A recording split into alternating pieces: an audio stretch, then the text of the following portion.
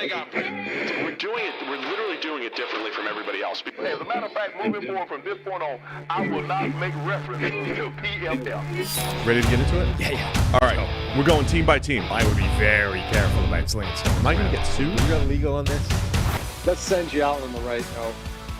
PFF sucks. Have a great day, everybody. Wow.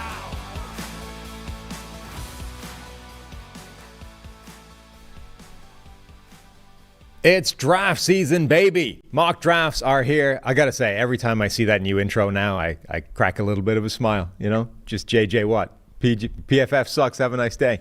And on we go. Anyway, we're going to break down two of the biggest mock drafts in the ether today. Mel Kiper Jr. and Daniel Jeremiah each have brand new mock drafts, 1.0, I believe, for each individual. So 1.0 mock draft season is out there, and in order to do that, I'm going to need to lean on the expertise of one Trevor Sikkema. How is it going, good sir?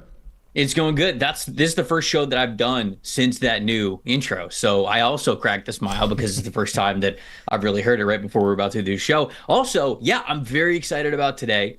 DJ and Kiper, two of the best in the industry, putting out their mock draft 1.0. And the only critique I have is, guys, I'm on like mock 4.0 at this point. To quote Matthew McConaughey in Wolf of Wall Street, you got to get those numbers up. Those are rookie numbers. Yeah. We're at mock 4.0. I think the next mock draft that I put out is 5.0 at this point. So other than that, it's really an exciting day, and it's the first time that we get to break down their thoughts. So that in and of itself is going to be a fun exercise for us here. Yeah, and there's some really interesting ones. Having taken a peek at the mock drafts, it is fascinating. Like draft season gets earlier and earlier every single year, and somehow, no matter how much earlier I start in a given year, I feel like we get to January the 23rd. And I'm like, wow, how am I so far behind, even relative to last year?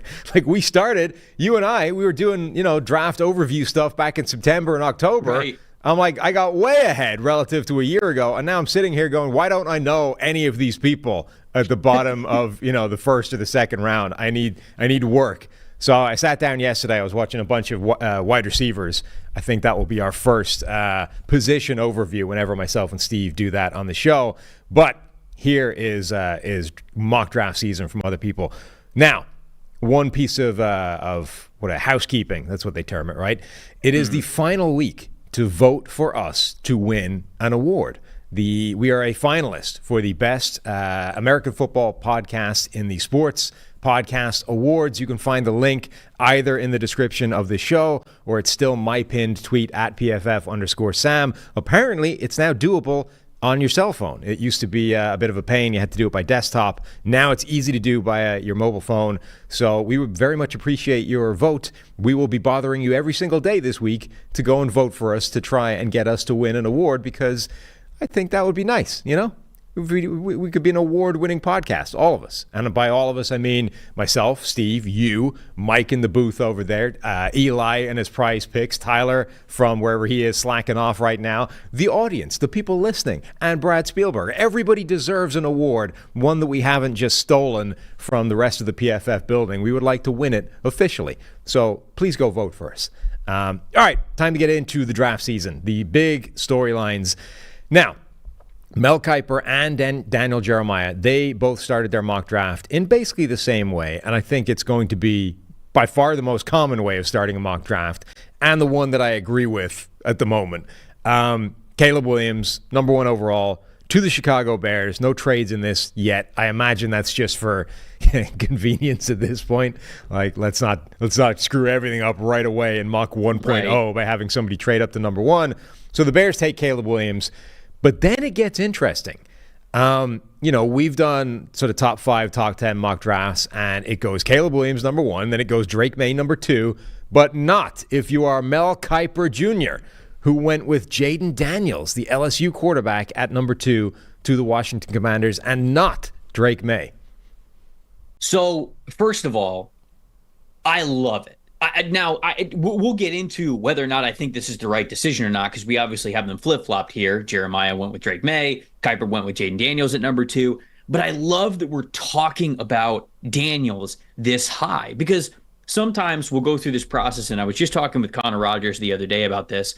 we'll watch a player, we'll watch him throughout his college football season, and sometimes like they'll grade really, really well in our system. And I'll say to myself, man, I really like this guy. And then you look at Mel Kiper, Daniel Jeremiah, these guys who are a little bit more plugged into the league, these guys who have a lot of league contacts, have been doing this for a very, very long time. They talk to GMs, they talk to head scouts, they talk to area scouts, like everybody. So that their mock drafts, as Jeremiah says, are done with his ears. This is all about what he is hearing, how high a player is going to go. And so when you take that into account and you still see a player like Jaden Daniels, who I like, who graded really well for us, was an elite rusher and an elite passer, get this kind of respect right off the bat, mock draft 1.0, to me, it makes sort of what we feel, dude, validated what we've talked about over the last couple of months, that the NFL does believe in this guy to this caliber, that it wasn't crazy and overreacting to say that Jaden Daniels was becoming a top 10 overall selection. Now we're seeing him at number 2 and number 3. So that's even more praise than what we thought might be the case for Daniels, who had an incredible year. Now, I would still be going with Drake May.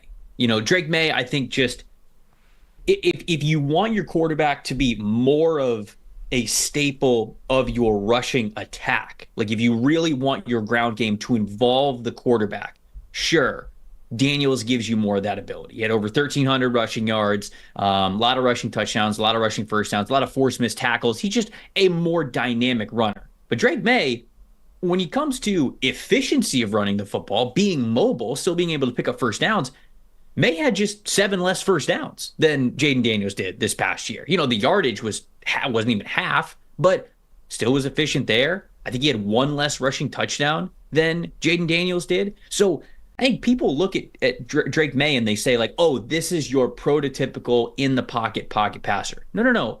Drake May's got some mobility to him. So he still brings that to the table.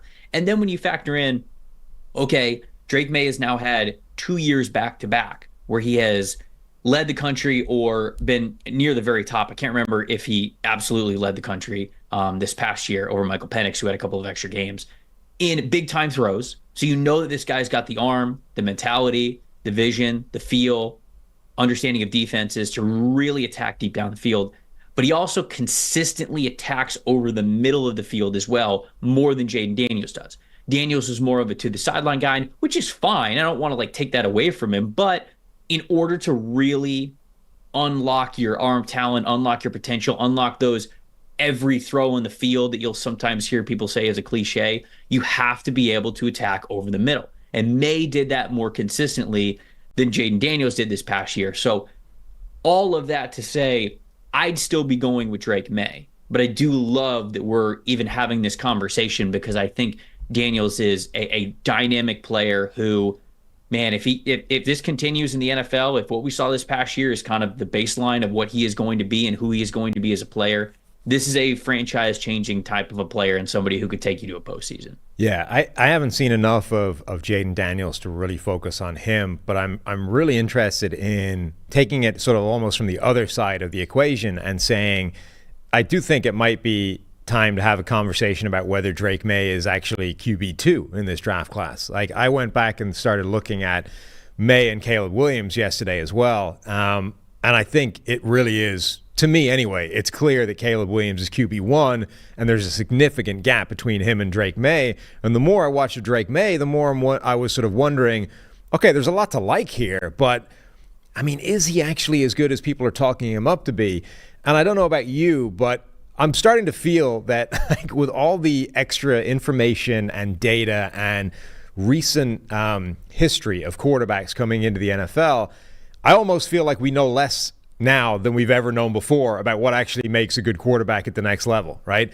Now, so even just last year, let's assume for a moment that Bryce Young in his rookie year is who Bryce Young is going to be, just for the sake of argument, right? It's a bad situation. Guys got fired off the back of it. Maybe he'll turn it around. Matthew Stafford did. Other guys have turned it around after terrible rookie years. Maybe Bryce Young ends up being a superstar anyway, right? And it was just a rough start. But let's assume for a moment he was a miss and C.J. Stroud instead was a hit. We kind of saw all of these things were evident on their college tape. It's not like this is you don't sort of go back and look at it and say, there's simply no way we could have seen this coming, right? There were a bunch of people that had Stroud as the number one QB, and most of those guys would have lent on that Georgia playoff game and said, it's all there. Look at the tape. It's right there. That's who he is in the NFL right now. And you're like, yeah, it was, but that was a very small part of his overall body of work in college, and it seemed very unlikely that that's who he was going to be all of the time at the next level. And yet that appears to be what's happening, right? Right. Conversely, Bryce Young, it's like, okay, the situation was great in Alabama, but there were times where the situation wasn't as great. He was under pressure, and you started to see some of this like inability to just master that situation and overcome it. And apparently he's become that guy all the time at the next level. I don't know what to do with that. Like, these were both within the ranges of outcomes for both of these guys, but both extremes have hit and in the opposite direction. So now when you're watching, Drake May or Caleb Williams, and I'm sure Jaden Daniels when we get onto him, like, it's all there, right? It's like Drake May could be a guy that just doesn't function because he's less accurate than I think people give him credit for. He's, got some iffy tape in there. Alternatively, he could be like the next Justin Herbert, where he's got an amazing arm, he's got the capacity to make these incredible plays, and he's got way more athleticism than people sometimes give him credit for. And I'm now sort of paralyzed between seeing this sort of bell curve of potential outcomes for Drake May. I'm like, I don't know what to weigh. Like, should I go with gut feel and say, I don't know if he's as good as other people think he is, or just go, well, there's tape where he looks like Justin Herbert, so let's assume he is. Well, that's why the draft is fun, right? And maddening is the word you're looking for. Maddening, I was about to say agonizing as well, but it does make it fun because there are so many factors that are unique. You get to this situation and it's like, man, okay, well, the small sample size ended up working out for this one player and it didn't for another. And it just kind of comes down to, it's always a little bit of a roll of the dice. And I think that Chicago Bears fans, it's a big reason why some of them are planting the flag on Justin Fields, because it's like, hey, just because it's a new quarterback, it doesn't mean they're going to figure it out. If people talk about looking back to Zach Wilson when he was drafted 2 overall, people looked at his BYU tape, and obviously we know what Zach Wilson has been in the NFL to this point. But I think going back to what you talked about with Stroud and with Young, this is why, not that this is the, answer key to the questions, because like I mentioned, nothing is. This is why you always try to lean on larger sample sizes. If a guy can give you larger sample sizes of consistent play, that is the part that holds the most weight. Does it mean it's always going to be true? No, but that's what we do here at PFF. And you know this, we have differentiating data points or metrics that we will call stable and unstable, where it's okay, here's all of what this guy does, but from our research, guys who have played well in college or poorly in the NFL, or poorly in college, well in the NFL, we have kind of come up with what has been more translatable, especially towards success. And we kind of section them off into stable and unstable metrics. And, for Drake May specifically, this is now 2 years in a row where he has been able to string together a lot of big time throws every single game in a lot of different situations all over the field. His turnover worthy play percentage went down from last year to this year. Yeah, the completion percentage could certainly be a little bit better, but I think that's also a little bit in just some of what his demand of the offense is, how he is constantly looking deep, how he does not have as many layups, guaranteed throws, even with the adjusted completion percentage, which is in the 70s, and I'm okay with. The larger sample size of Drake May over the last 2 years of him starting, which, let's remember this too, true sophomore, true junior. It's not like this dude's a redshirt junior, redshirt senior doing this stuff. This is him still as a really young quarterback right off the bat, showcasing a lot of arm talent. To me, that is valuable because it is a larger sample size. Now, I don't mean that to take away from Daniels, because Daniels, on the flip side, even though he hasn't been this elite quarterback for multiple years in a row, he has progressively gotten better as his college career has gone on.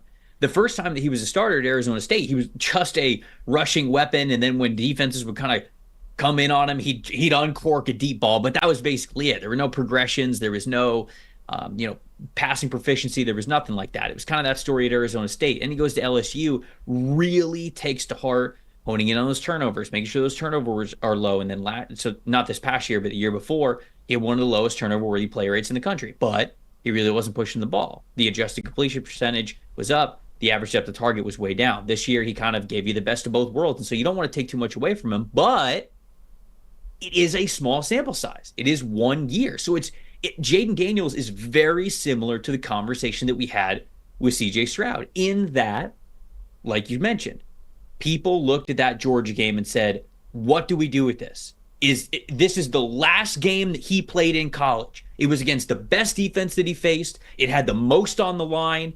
It was the most he had ever been pressured, and he stepped up in all three categories better than he ever had. Is this the new CJ Stroud, or is this a one-off? And it turned out, like you said, to be a springboard into what he's been in the NFL. The question is this the version of Jaden Daniels we're going to get in the NFL? Because if it is, then you start having this conversation about, is he QB2? Yeah. And I think that's where we're at. And I think it's a really interesting conversation to have for both reasons, for the reasons you just outlined in Jaden Daniels, but also because I think there are some reasons to question Drake May. And there are definitely going to be people that have May as QB1 just stylistically and what he's able to do. But I'm also a little bit concerned about his ball placement. His overall accuracy isn't great relative to other quarterbacks. If you look at PFF's like ball location data, the quarterback accuracy charting stuff, it's not in a great place. So whether Kiper is doing it just to start a conversation or not, I think it's a conversation we should be having, not just Caleb Williams versus Drake May number 1, but also Drake May versus Daniels at QB2 versus QB3. So I'm absolutely here for that. Hold on. I was just going to say before we moved on from that, I do think this goes back to Gerard Mayo, the head coach of the Patriots, kind of smiling during that interview when he was like, we're going to take a really talented player at a position that really matters. And I think people looked at that interview and they're like, is he talking about Daniels? Because your Patriots are sitting there at number 3. Right. So for everybody who was like, oh, they're taking a quarterback, to me, what went off in my head is, okay, I think he's talking about a quarterback, but if he is, that means that they have already done their preliminary scouting, and they genuinely believe that Jaden Daniels is in that conversation with those other 3. Because you don't say that talking about a quarterback if you're not in range to take one. So some people were like, oh no, that means he must be talking about Marvin Harrison Jr. And it doesn't sound like he's talking about a wide receiver. So to me, that was another hint that the league might be just as high on Daniels as these other 2 guys. Yeah, definitely. Before we get into Marvin Harrison Jr., we need to talk about protecting your family with life insurance. It's one of the smartest financial decisions you can make, and the start of the new year is the perfect time to get it done so you can focus on whatever else the year has in store for you. Fabric was designed by parents for parents to help you get a high-quality, surprisingly affordable term life insurance policy in less than 10 minutes. Fabric has flexible policies that fit your family and your budget, with quality policies like $1 million in coverage for less than $1 a day. Get your personalized quote in minutes and then apply when it's convenient for you. It's all online and on your schedule. You could go from start to covered in less than 10 minutes with no health exam required. Join the thousands of parents who trust Fabric to protect their family. Apply today in just minutes at meetfabric.com/PFFNFL. That's meetfabric.com/PFFNFL. MEET fabric.com/PFFNFL. Policies issued by Western and Southern Life Insurance Company, not available in certain states. Prices subject to underwriting and health questions. So after that drama at the top of these mock drafts, both guys went to form and went with Marvin Harrison Jr. As the 4th player in this draft to the Arizona Cardinals, which I think does make sense. I mean, he's going to be the first non-QB off the board, right? Should be. Yeah. I mean, unless somebody believes that Brock Bowers is going to become the next Travis Kelce or Rob Gronkowski, which maybe, but if you don't believe that, then yeah, you're taking Marvin Harrison Jr. And I also think, even if it's not fair on Bowers, I feel like the Kyle Pitts experience has probably damaged that prospect in a lot of people's eyes. Like, maybe if Kyle Pitts hadn't happened, and I'm not saying this is Kyle Pitts' fault, but if we hadn't been through that already, this guy's amazing. He's the most talented tight end in years, and we're going to turn him into the next guy who's unstoppable. Maybe there would be a stronger case for Brock Bowers there. But now I think everyone's like, we just did this dance. We just talked about a guy that we've never seen come along before, and he's done not very much in an offense that seems to have stymied him. So, but then you get into where it gets interesting again. The next pivot point in this draft, number 5 overall, the Los Angeles Chargers. Kiper has Brock Bowers going to the Chargers. Jeremiah sticks with the receiver theme, but instead goes for wide receiver 2 in Rome Odunze from Washington. Yeah, I wouldn't be going with either of these players if I was doing the mock. I'd be going with Malik Neighbors, the wide receiver from LSU, who goes very shortly after this in both of these mocks. But, to both of these cases, Bowers makes sense because you're probably losing Gerald Everett.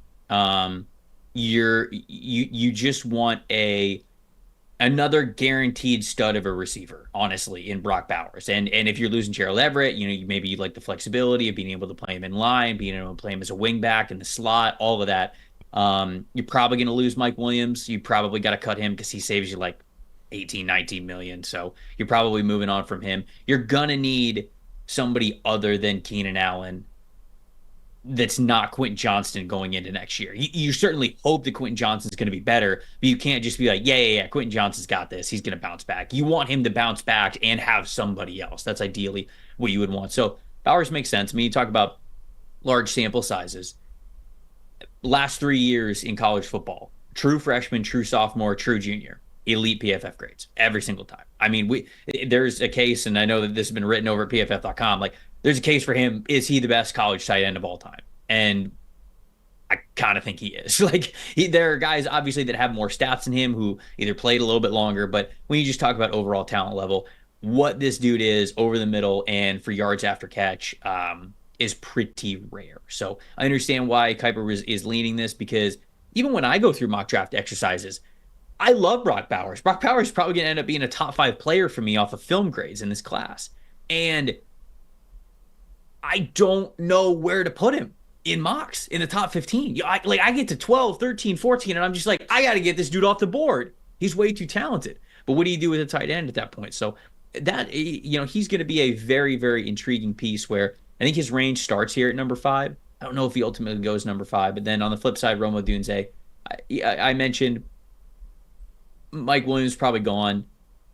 You maybe want to replace him with that bigger sideline contested catch type of receiver. And not only is Rome Odunze that he showed this past year, he also gives you more from an athletic profile as well. So you got flexibility to use him more as he doesn't have to just be this sideline receiver for you. You can use him in a variety of ways. So I like the idea for both of these guys, but I'd still be going Malik Neighbors. Yeah, Neighbors goes number 6 in both these mock drafts, the very next pick to the New York Giants. I think it's worth sort of talking, just running through all 3 of them quickly. Like, it's fascinating because a team like the Chargers and then the Giants, they're like dealing with this. Okay, we need receiver help. We've kind of got an opening for any of them. I mean, the Giants obviously have Darren Waller, but they could go in a different direction at tight end if they felt the guy was good enough.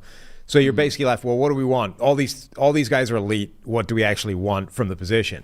And I think you've got, if you are going to take Brock Bowers, you need to be running an offense or be capable of running an offense where you're convinced that guy can have a Travis Kelce kind of role. Because, correct. Yes. That's not every offense in the NFL. In fact, it's quite a low number of offenses in the NFL. So I think he can be worth that kind of pick.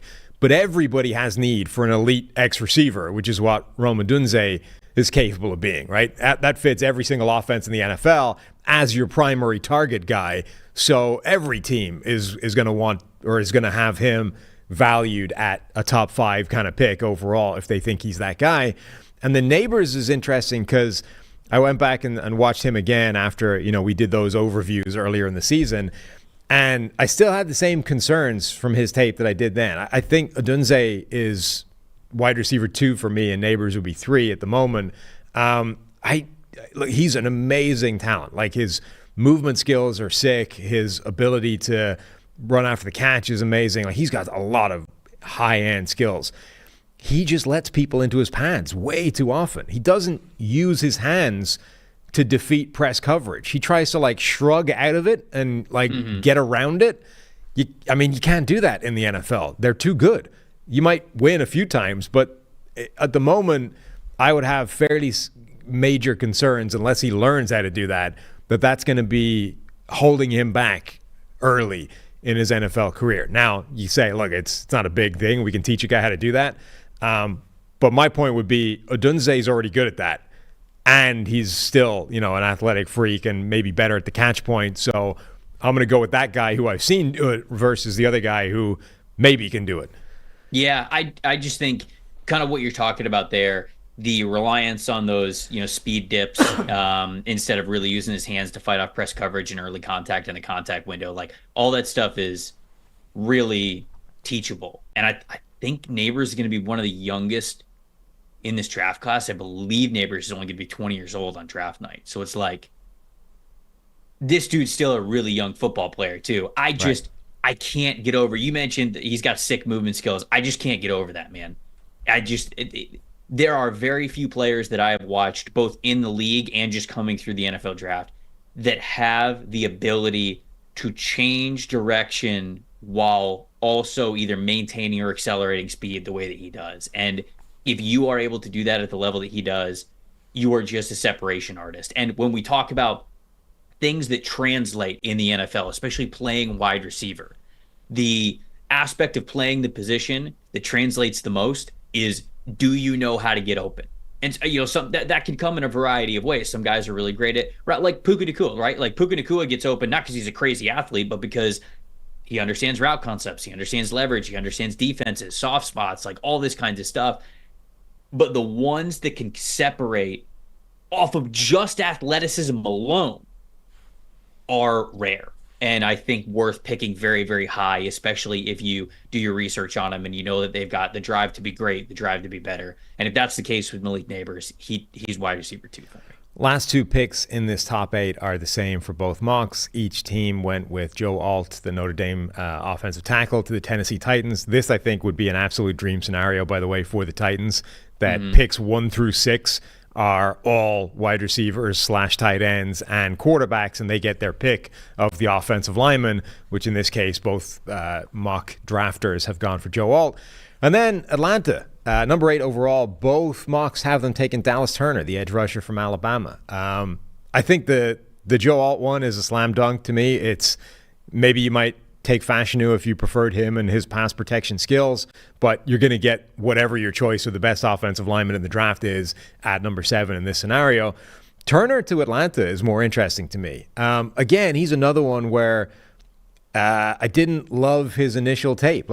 He's got some amazing physical gifts, but I didn't love his overall. I don't know that he has that much of a game plan for rushing the passer relative to some other guys. And I don't know. I'm always reticent when you have to teach a guy quite a lot when you're drafting him really high up, And that, I think, is part of the equation with a guy like Dallas Turner. Sure, that makes sense. I do understand the sentiment. By the way, these are the 2 picks that I would make too. I wouldn't change these. I've got Joe Alt as offensive tackle 1. I've got Dallas Turner as edge 1. And I have Dallas Turner as edge 1 just above Jared Verse. And the reason why I ended up going with Turner is because I think the size, speed, length, flexibility combination that he has is best in the class. Like, there's a lot of edge rushers. I think that Laiatu Latu from UCLA is just a technician with his hands. Knows what to do in pass rushing, knows how to get off blocks, knows how to hand fight, to get clean, all that good stuff. He's wonderful with handwork. Jared Verse, powerful as hell, man. I mean, he will just straight go through your chest every single play if you let him, and he honestly tries to do it. So, like, the power profile I love. But there aren't a lot of players in this class that can bend, that have the ankle flexibility and honestly the speed to match, to get up the arc and then corner the way that Dallas Turner does. And you mentioned his pass rush profile is still coming along. If you go watch the 2022 tape when he was a true sophomore, Will Anderson's there, Chris Braswell is there as well. He basically only used either speed to power, trying to burst off the edge and try to push people back into the quarterback, or the long arm. That was basically his entire pass rush profile. Yeah. Didn't really have much outside of that. He was just trying to out-athlete people.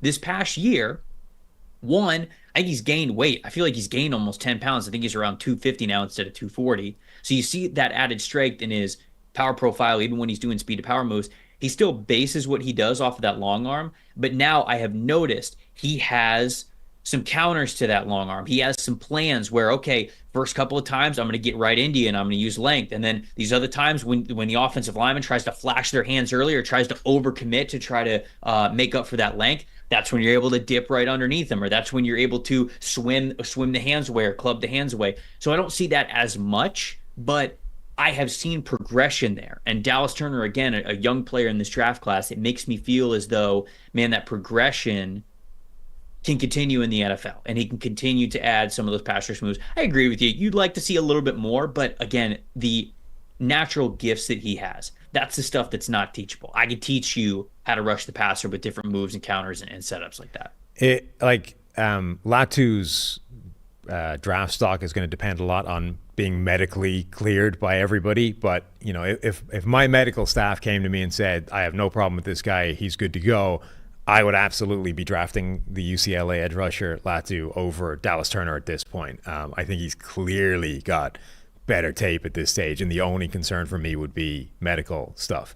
Anyway, before we get into the rest of this draft, this podcast is brought to you by PrizePicks, the largest daily fantasy sports platform in North America. The easiest and most exciting way to play DFS. It's just you or Eli against the numbers. Pick more, pick less. It's that easy. Instead of battling thousands of other players, including pros and sharks, you pick more than or less than on 2 to 6 player stat projections and watch the winnings roll in. So, what does Eli have for this week, the championship games? Well, he's gone on vibes again because that was the thing that worked out, not actual research and knowledge. So his vibes pick this week, Christian McCaffrey going for more than 0.5 rushing yards. I feel like that one's safe. Travis Kelce going for more than 39.5 receiving yards. Again, feels like that one's pretty good. Amon-Ra St. Brown going for more than 59.5 receiving yards for the Detroit Lions. And then Gus Edwards, Gus the Bus, going for more than 37.5 rushing yards for the Baltimore Ravens. You can also play alongside either Eli or some of PrizePicks' favorite players like rapper Meek Mill and comedian Andrew Schultz. You can find them into the community plays under the promos tab of the app to view entries from some of the biggest names in the PrizePicks community each week. PrizePicks also, of course, offers a reboot policy so that your entries stay in play even if one of your players gets injured. For football and basketball games, if you've got a player that exits the game in the first half and doesn't return in the second, that player is rebooted. PrizePicks is the only daily fantasy sports platform with an injury insurance policy. So go to prizepicks.com/PFF NFL and use code PFF NFL for a first deposit match up to $100. prizepicks.com/PFF NFL using code PFF NFL for a first deposit match up to $100. PrizePicks, pick more, pick less. It's that easy. All right, let's go to the second half of the top half of these mock drafts. So picks 9 through 16. This is where we start to get some change because we've already had a couple of differences. So Mel Kiper's pick, number 9, the Chicago Bears' second pick. He's gone with Rome Odunze. Wow, what a combination that would be for the Chicago Bears. Daniel Jeremiah has gone with Jared Verse, the edge rusher from Florida State that you talked about. Let's just focus 1 second on this before we get into some of the other picks. Man, that would be a haul for Chicago, getting Odunze and Caleb Williams. Yeah, this is the dream for them, right? I think they want to revamp that offense. You're losing Darnell Mooney. Obviously, the Chase Claypool experiment failed. You need more than just DJ Moore there. And I think that when you throw in Cole Kmet as, that third option, then all of a sudden you're talking about a pretty dang good passing attack. People are like, oh, no, Kmet, he's a really good tight end. He's reliable, all that kinds of stuff. But I probably don't want to have to rely on him as more than option 3, like ideal option 3. And when you have DJ Moore, when you have Rome Odunze, when you have Caleb Williams, and then Kmet comes in as that third best option, unless I'm forgetting somebody, which I don't think I am, then I think that's the ideal draft haul in the top 10 for the Bears. Jared Verse at number 9, I don't love as much for them. I don't know that this is the best edge rusher class in the world, and that just feels rich for him. Number 10. Yeah, you're hating on the edge class this morning. Yeah, not just this morning. It's a long standing hate for the edge rush class. I would have. Actually, okay, keep talking. I'm going to make a statement in a second when I look something up. Okay. Number 10, the New York Jets, both getting an offensive lineman in this scenario. The Jets in Kiper's mock get Olufashinu from Penn State, And in Jeremiah's mock, they get your guy, Fuaga, the Oregon State right tackle. I mean, offensive lineman for the Jets. It's another one of those ones like Tennessee. It's an absolute slam dunk. I think if the Jets could get Fashanu, that would be amazing value at 10. But Fuaga, I love that dude's tape, so I'm kind of okay with him going anywhere just because I like the guy as a player. It feels rich at number 10, but I'm here for it. No, it doesn't. No. Okay. So when I saw this, when I read Jeremiah's mock and I saw Talize Fuaga at number 10, I'm not gonna lie, I did a little fist pump, because going back to kind of what we were talking about, Jaden Daniels, you watch a guy's tape, you look at him in PFF grades, you go, man, I really like this player. And in years past, there have been times where that has been the case. And then you get some of these mock drafts from people that are a little bit more plugged into the league. Like that they're making their selections kind of based on the conversations that they've had, what they're hearing from the people that are actually going to be influencing what the picks will be on draft weekend. And they're lower. They're either not first round picks or whatever. And you get kind of bummed out about it because you go, man, I love this guy's tape. I wish the league was higher on him. For Fuaga, I noticed him. I can't remember who got him on my radar first, if it was somebody here at PFF or maybe it was somebody who hit me up on social media. But when I watched his tape for the first time in October, I was like, this dude's a top 20 pick. Like, what am I missing here?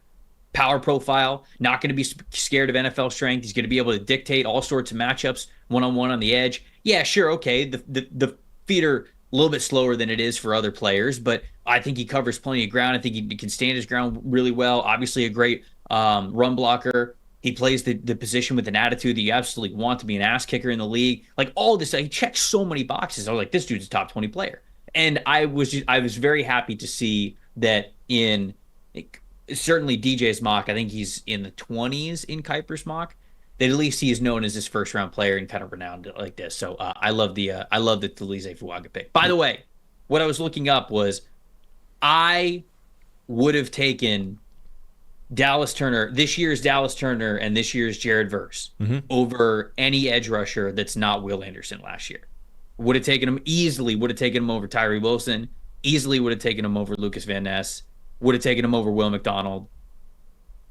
Scrolling here, would have taken him over Miles Murphy easy, would have taken him over Felix Anudike-Ozama, and those are the first round edge rushers. So to me, yeah, sure, this class doesn't have like a Myles Garrett or a Nick Bosa, but I'd easily be taking these two guys and a lot too as well. Honestly, those three edge rushers from this year, I'd take over any edge rusher that wasn't Will Anderson last year. I don't want to completely derail the podcast, but how do you? So you looked that up, which presumably means you have some form of like actual codified, rigid grading number / scale at the end of your process, right? How does that work? So, okay, you want to... Give me the Cliff Notes version. Like I said, I don't want to spend 15 minutes analyzing your process, but like how you have tape, you have PFF data, you throw it all in the hopper. What do we end up with?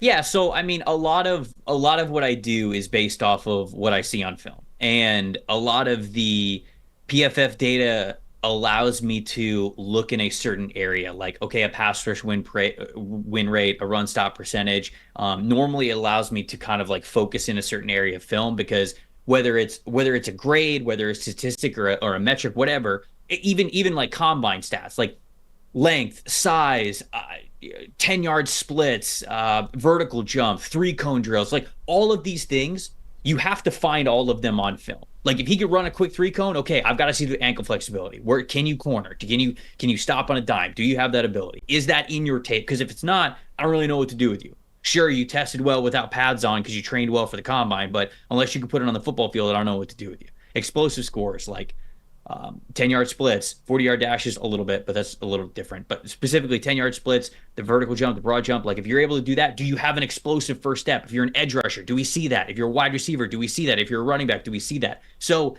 a lot of those extra things I will use as lenses, if you will, or files, more detailed files, to try to find these things in the tape.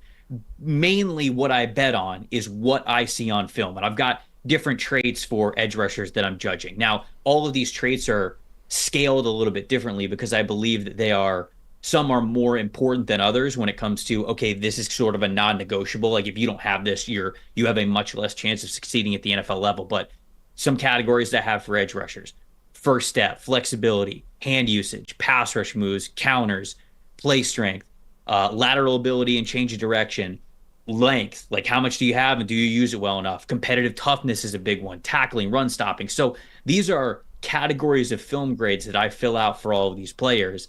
And I have that as my main metric. And then I will use a lot of PFF data and a lot of combine scores, height, weight percentiles, things like that, to marry essentially a scouting report of strengths and weaknesses that I write for these guys. And where I put them in a big board, I base a lot off of the film grade because that's what's by far the most important for me. But then sometimes, if the film grade is like, okay, it's this, but he's almost there and there's some things that are a little bit teachable, sometimes I have a little bit of wiggle room with them going up or down. But essentially that is a treetops view of how I go about the scouting process. Cool. Okay, we're going to start skipping over some picks and sort of cherry picking as we go here. Number one that you took a little bit of a victory lap on before I got number 10. I would like to take a mini victory lap for Kiper, putting Nate Wiggins as cornerback 1 from Clemson. That is the correct cornerback 1. I applaud Mr. Mel Kiper Jr. I believe that he's got it nailed there with Nate Wiggins as the best corner in this draft. I think Jeremiah has Wiggins as like CB5. Crazy, man. At 30. Can't have it. Nuts. Yeah, I have. So Connor and I, for NFL Stock Exchange, we just did the corner episode, and both Connor and I had the same CB1, and it was actually Cooper DeJean from Iowa. And we both had Nate Wiggins as CB2. Okay. So we are right there in that conversation. I have no problem with Wiggins being in this range, getting picked at this point. Vikings, I think anything outside of the top 10 is realistic. Vikings are obviously early given some of the needs that they have and some of the resources that they put into secondary. But I think this is the range for where you're talking about the first corner coming off the board. And so if that's Wiggins for you or for anybody else out there, I can't push too hard on it. It's interesting that both guys have Terry and Arnold, the Alabama corner, 12 in Jeremiah's case, 13 in Kiper's case. He was one of the guys that I didn't look at when we did our early season overview of the corners. So I'm curious to dive into his tape and see, because he's firing up draft boards. Like everybody has that guy ranked really highly now.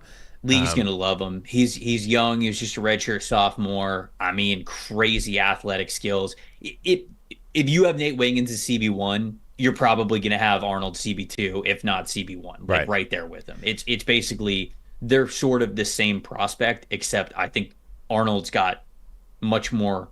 I don't want to say much more, but he's bigger. He brings a little bit more strength to the game. It wouldn't be hard to be bigger than Wiggins. Right, that's why. But Wiggins is listed at 180. What's Arnold listed at? Yeah. Hold on, I'm gonna find this really quick. Arnold is listed at 196. Okay. And Wiggins is listed at 185. Right. So, you're talking about at least 10 pounds. Right. Wiggins is listed at 2 inches taller than Arnold, but Arnold had some crazy ball production this year because a lot of people did not want to throw Kool-Aid McKinstry's way. So they're just like, oh, we'll attack this redshirt sophomore. And it's like, that wasn't smart either.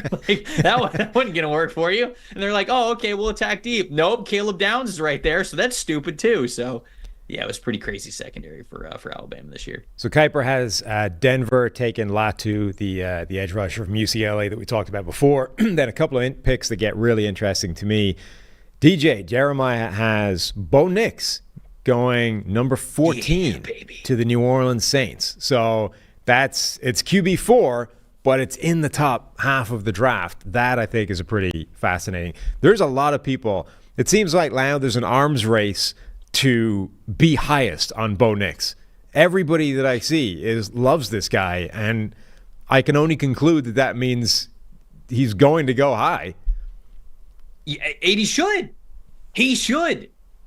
He's graded out super well for us over the last 2 years. He's really cut down on the turnovers, can play well under pressure, played really well under pressure this year. Even when you take out all the screens and the short passes that people like to talk about all the time, Nix has plus ability in the run game. So you can pick up those first downs. He can get those scramble yards for you. And he's got a legit NFL arm. He really does. So am I taking him in the same breath as some of those guys that we talked about in the top 3? No. But would I feel comfortable taking Bo Nix in the top 15 for a team that needed a long-term answer at quarterback? Yes. And I would. all I absolutely would. all the short stuff and the low average depth of target and all that kind of stuff, like it's only a problem in two ways. And if you can answer both those things, it's kind of irrelevant. Like, number one, how much is it artificially inflating sort of all of his overall numbers? And if you're just looking at the overall data points and saying, well, he's really good compared to these other guys, if you're not factoring in the offense and how that's affecting those numbers, you're being led astray. If you are, then that's kind of irrelevant, right? And then the other thing is it the offense or is it part of his makeup? Is he sort of pathologically on the Alex Smith scale of conservatism and he just doesn't take as many deep shots as you would want him to, or isn't as aggressive as you would want him to be with the football? Again, if you're convinced that it isn't an inherent flaw in his game, like the guy he's just not aggressive enough and we need that, then it's also not a problem, right? It's just the dynamic of play within that offense. So if you're happy that neither of those things is the case, that it's not a problem, then it's basically just a descriptor of the offense he was in at college, which is, I mean, kind of irrelevant to how he's going to play at the next level. Yep. Agree. Now, I agree with you. The next pick that I find fascinating in one of these mocks, Kiper, number 15, Keon Coleman to the Indianapolis Colts, Florida State wide receiver. He is an enigma. I do not know what to do with Keon Coleman. If Keon Coleman takes the same approach into the NFL that he played the last 2 years with at Michigan State and at Florida State, it will be hard for him to be consistently good at the NFL level. It really will be. It's just a difficult ask trying to have somebody only win off of contested catches because his separation scores are bad. And he is a really good athlete. He's going to test extremely well at the combine. They've got him at punt return over the last 2 years. Like, this dude can run. He's a yards after catch guy. He's a good athlete. So is Florida State simply telling him to do this? Hey, we want you to go to a spot, box this dude out, and try to be a contested catch player. Maybe they are. I think that's the big question because, again, if this is who Keon Coleman is, for as much as he has had some sick contested catches this year, I'm not prioritizing that kind of a player. Certainly not in the top 15. Probably not even in the first round. I'm probably taking him in the second round. But if you tell me that Florida State's been limiting what he's been able to do, his route tree, how he approaches the position, all that stuff, then once we see him blow up the combine, you go, all right, dude's athletic enough. We got to take him in the first round anyways and kind of figure it out later. Yeah, I messaged you this last night. I'm feeling a bit about Keon Coleman this year the way I felt about Rashee Rice last year, which is confused more than anything else. His tape just didn't make sense to me. Like, and we had these conversations a year ago about Rashee Rice. Like, it feels like he should be a different player than the one you're seeing on tape all the time. And I'm kind of getting the same impression from Keon Coleman, albeit in a slightly different way. But I found myself last year, when you watch Rashee Rice's tape, I'm like, I really like this guy, but 75% of all the notes I'm writing down are negatives, right? And those things don't tally usually. It's like, and I'm same thing with Keon Coleman. Like, I really like his tape, and yet I'm writing down a whole bunch of negatives across the board. You like him as a player. Yeah. You don't like his tape. Correct. Okay, that's probably a better way of saying it. And you see there's a bunch of these graphics, charts out there on Twitter at the moment where they've sort of profiled Keon Coleman against a bunch of the other top wide receiver prospects, right? And they're color-coded, conditional formatting, and, you know, Marvin Harrison Jr. is green at everything, and Rome Odunze is green at most things, and, you know, blah, blah, blah. And then you get to Keon Coleman, and it's a bunch of bad stats. And he just doesn't stack up against any of these other guys. But when you go back to his Michigan State season, it looks a lot better. So I do think that there's a lot of him being hampered by the Florida State offense in there. I also think, you know, you've talked about his separation and that everything is a contested catch and those kinds of things. Some of the few negatives or positives rather, that I did write about him is I actually think he can separate well. He just doesn't a lot of the time. Like, he moves way more sharply than you expect for a guy of his size. Like, he's got sudden movement skills. He also varies his route running and tempo, and He's got a lot of plays where he just makes a last second kind of sudden jump away from a guy into a gap and gets separation that way. I just think whether it's Florida State or whether it's him wanting to play that way in a little bit the same way that Rice did a year ago, he seems to be comfortable with that contact and contested catch thing. And like, no, look, stop doing that. Get the separation and then stop trying to make contested catches. Just go and make the play. I don't know if that's him or if that's the offense or if it's a mix of both or if it's fixable. Like, again, these are similar conversations to Rashee Rice, but I do kind of love the guy. Like, I watch him play and I'm like, I feel like there's an absolute baller in here somewhere. We just need to polish it up a bit. Well, that's why we were really high on him to start the year. Yeah. I watched what he was able to do at Michigan State, and I was like, this dude's a top 5 wide receiver in a loaded wide receiver class. Like, I was like, Keon Coleman is in that conversation with those other guys at the beginning of the season, I was saying. And the tape that he put out there this year, again, I don't know if it's him, I don't know if it's Florida State, but it just showed somebody who, if he's going to try to do that at the NFL level, it's just a tough living. It really is when you don't allow yourself to separate the way that you probably could. I mean, in this case, he is wide receiver 4 in Kiper's mock. I think there's absolutely a case that he could be wide receiver 4 in this draft. There's also like a case that he could be outside the top 10. Like, it's just evaluations on him are going to be all over the place, I think. I agree. We see him out of first round mock drafts for some, and we see him in the top 15 for others. Last really interesting pick, I think, in the top half of these mock drafts. Kiper has the Seattle Seahawks drafting quarterback J.J. McCarthy from Michigan. Yeah, 16 for McCarthy's too rich for me. But I suppose I get it. You know, you're drafting him to a situation where he doesn't have to start right away. You imagine Gino's going to be there at least for 2024. So you have that in your pocket. JJ is going to be, again, one of the younger players in this draft class. You love the arm talent. I just still, even with the national championship run, I think he got a little bit better this year from what I wanted to see from him in summer, but it's not like he took this massive leap. So I think still, if you take JJ McCarthy and plop him down into the NFL right now, his rookie season, he struggles. It's a different level of consistency and success than what we were able to see with him playing behind an offense that was, I think, more talented than basically everybody that they went up against. So I think he's a talented player, but the nuances of playing the position, feel for pressure, consistently climb in the pocket, get into certain progressions ahead of time, like when you really need to, instead of just like a tick late, like all that stuff, still needs to be better from him, in my opinion, for him to get the most out of what people are lauding, which is this great arm talent at the NFL level. Now, if you want to go and do your own mock draft and draft along with us, or in fact send us your mock drafts if you've done something particularly cool, you can go to the best mock draft simulator in the business, pff.com/mock. And we have a promo code running right now, so you can get 30% off any annual PFF subscription. 30MDS, 30MDS is the promo code that gets you 30% off. Draft your favorite team, or in fact all 32 teams, using the PFF mock draft simulator. It is the best thing out there, and you can spend the next several months revamping your NFL team using PFF's mock draft sim. So go ahead, do that right now. You can email us in any interesting mocks you created, nflpodcast@pff.com. All right, getting into the second half of these mock drafts. Picks number 17 through 24.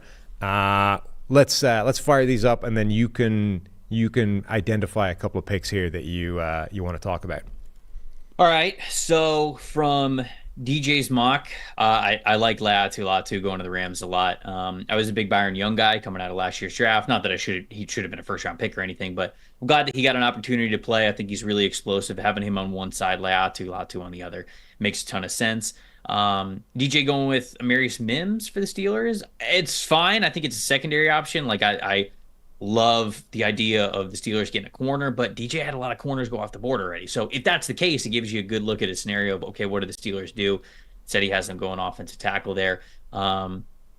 Oh, man, Eagles for Kuiper's mock going with Talize Fuaga. Yeah. Getting him at 22, I think is good value, but whew, Jordan Mailata on one side, Talize Fuaga on the other. If Lane Johnson is hanging it up anytime soon, I mean, like that's a fierce offensive tackle combo. So I do like that. I think it's funny that they landed on the same exact offensive lineman for the Cowboys at 24, Jordan Morgan. This is a player that I do like. I think he's got tackle guard flexibility. I wonder if he has the length to really be able to stick at offensive tackle. He's got good tape at offensive tackle, but that's going up against lesser competition, I think, than that he was going up against over the last 2 years. So he might be an interior guy, but I still like him no matter what. I think he's a first-round caliber player. And then the other one, the Bengals, all the way at the top. They match on this one as well, J.C. Latham from Alabama. This one would be a perfect selection for them, if you ask me. Jonah Williams, free agent, could be out of there. Getting J.C. Latham, who is a supersized right tackle prospect. He's almost 360 pounds. I think he's like 6'6", 360 pounds. I mean, he's just a huge dude.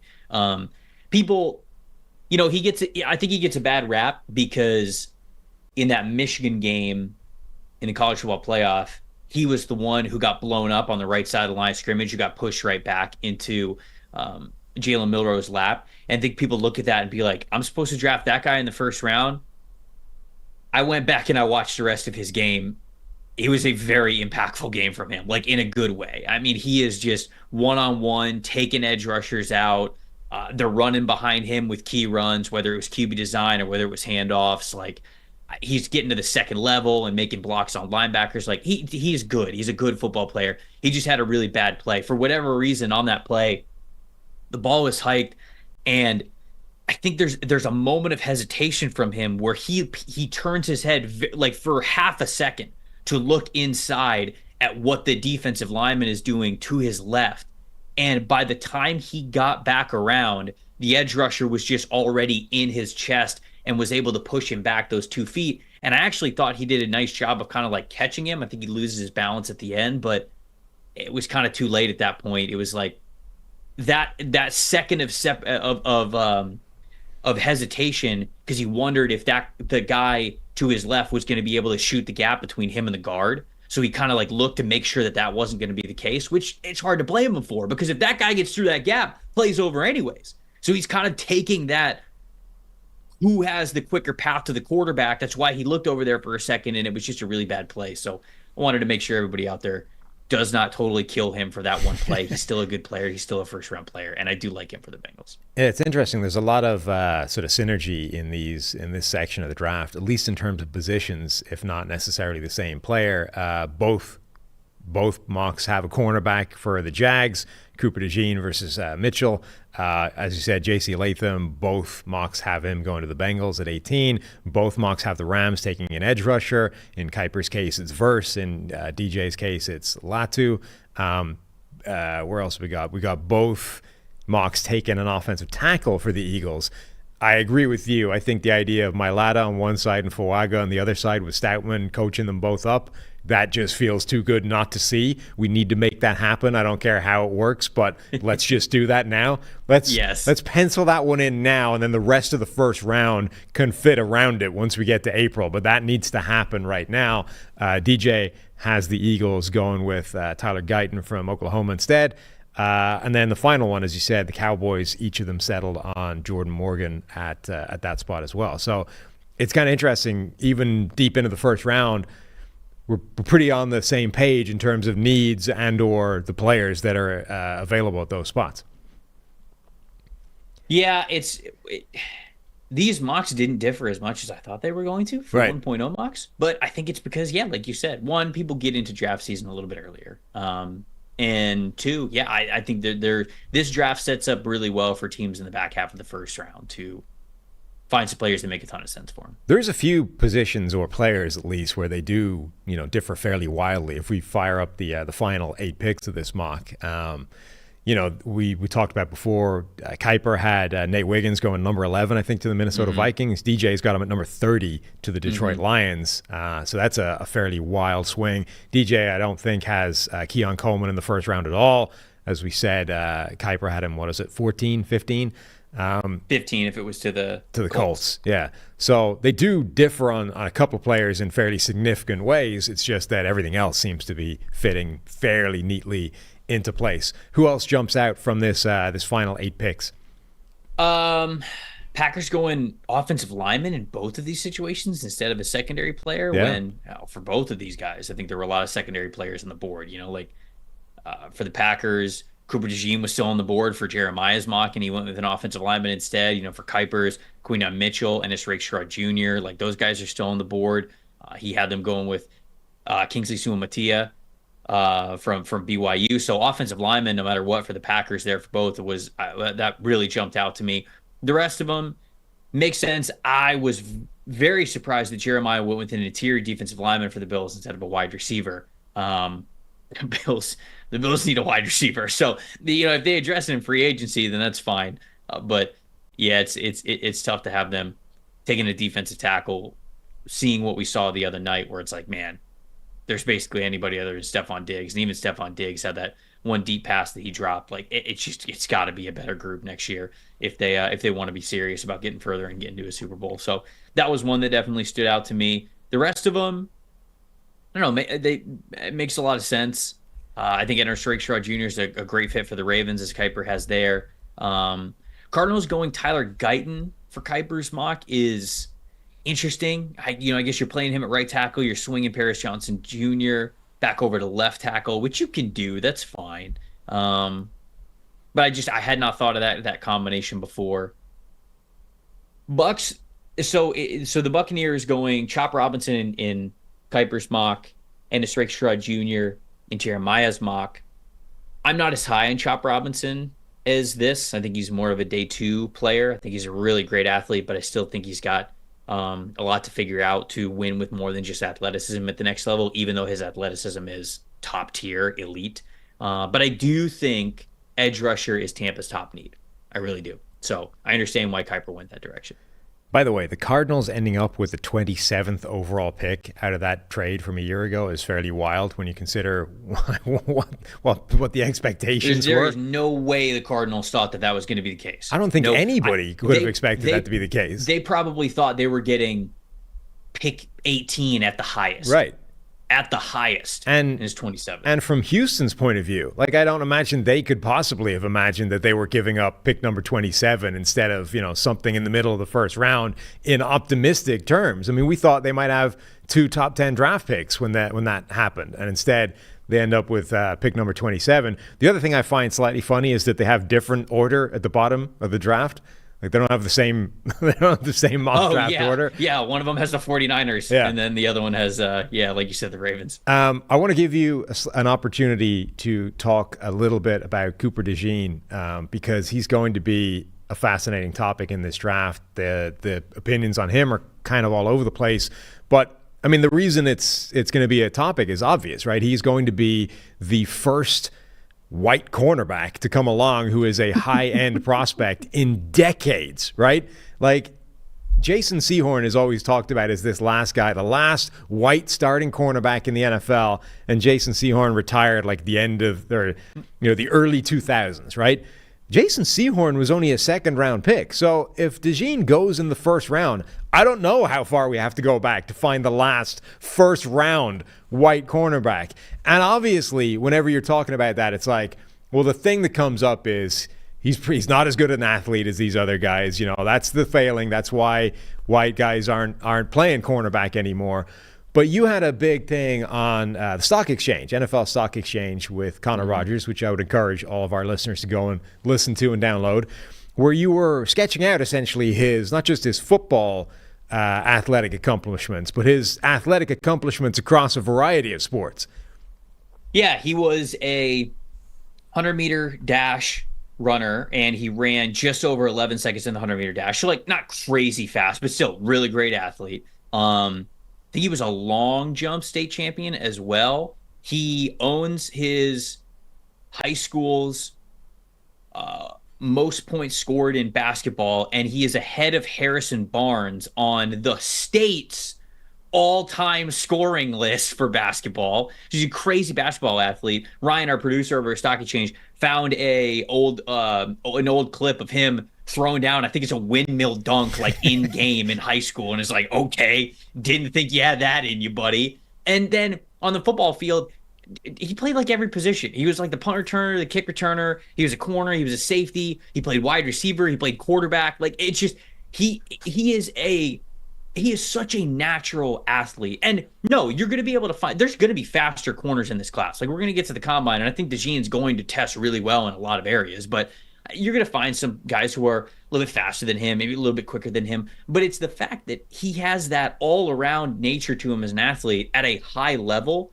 And then also the ball skills, the catching ability. I mean, there are a couple of interceptions where this dude has where it's like, are you the wide receiver here? Like, you're the one who's toe tapping it. Like, you're the one who's perfect form catching it. And then you're running after the catch. All that to say, like, he brings all of those regular cornerback traits to the table. And then you throw in the fact that he is, without a doubt, the best run defending corner in this class.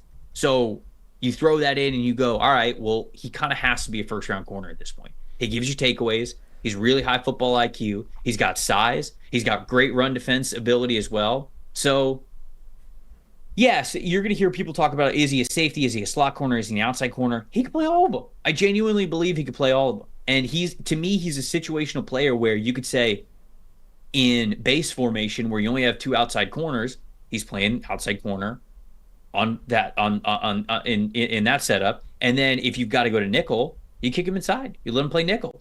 He's both of those to me. So the fact that he is that kind of a chess piece defensive back, that's why I like him as CB1. Nice. One last player to highlight before we get out of here. The Chiefs in Kiper's mock and the Baltimore Ravens in Jeremiah's mock are drafting Troy Franklin, the wide receiver from Oregon, who a lot of people are very high on. And to drop a little bit of a spoiler, Steve is currently working on the 2024 edition of, quote unquote, the model, and says to me that the model, the initial run, the first draft of the model, loves Troy Franklin. So yeah, and it should, right? Especially when you look at PFF data, Troy Franklin is at the top on a lot of these categories. He's got a really good receiving grade. He's got a good build. But even when you get more into the nitty gritty of the film, he's got a variety of different releases. He knows how to get off press coverage. He's a good vertical threat. But something that is a major plus in his game is he is on the higher end of missed tackles forced after the catch. So when this guy catches the football, not only does he give you good yards after the catch speed, he also becomes a playmaker. There is so much added yardage that he is able to get because he is making you miss. He's not just, okay, I'm catching it and now I'm running as fast as I can up the field, or I'm trying to create space. No, he catches the football and then he's looking around and he's like, all right, where is my most advantageous angle? Who do I need to make miss? Where do I need to get on the field?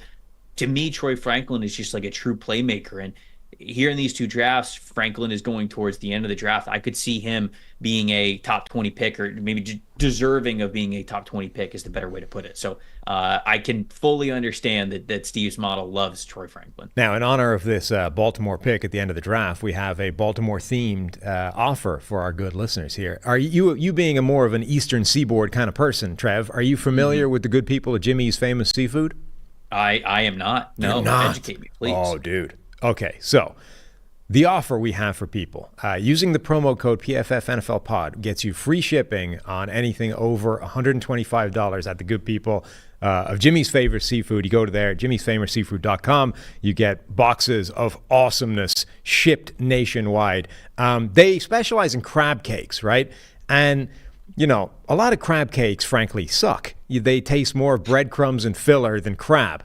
The Jimmy's crab cakes are basically crab, almost nothing else. I don't know what else is in the crab cakes, but it's almost entirely composed, as far as I can tell, of crab, if not entirely composed, and various other seasonings and stuff. They are amazing. And they're not even the best thing they make. They make these crab cake egg rolls things, which will change your freaking life if you get these things. Basically, crab cakes stuck into an egg roll, you know, cut horizontally or cut along the split. And those things are maybe the greatest food substance I've ever consumed in my entire life. So you need to go to jimmysfamousseafood.com. You also need to go to Jimmy's Famous Seafood, the restaurant, and or the food truck. But For 1 week only, PFF NFL Pod promo code will get you free shipping on anything over $125. And believe me when I tell you, there is more than $125 worth of goodness in Jimmy's, particularly if you are getting the crab cake egg rolls. You need those in your life. I'm in. As somebody who grew up in Florida and loves seafood, That's what I'm saying. I'm absolutely in. You've convinced me. I'm telling you. Well done. The crab Well cakes are a different world from whatever you're picturing as crab cakes. And the egg rolls are like a level, several levels above the crab cakes. We are just pushing awesome into the stratosphere. So PFF NFL Pod gets you free shipping off any order upwards of $125. And that is a special offer that runs out at the end of this week. So get on it now. Get it done. Get on the Jimmies. And that's it for our show. Appreciate it very much, Trevor, good sir. Myself and Steve will be back tomorrow, and then I think Thursday. I'm not sure. We have a special guest coming later in the week. We're not going to name names in case it it's collapses. It's a teaser. Yeah, People got to tune in to figure it out. In case it all collapses and we don't end up with a special guest. But anyway, theoretically, he's a special guest, so that means the preview show might be on a different day, but we don't know yet. So, show back up and find out what the show is going to be tomorrow and the day after that. Thank you all for listening. Thank you very much, Trevor Sikkema, for bringing us through those mock drafts today. Take it easy, everybody. We'll talk to you soon.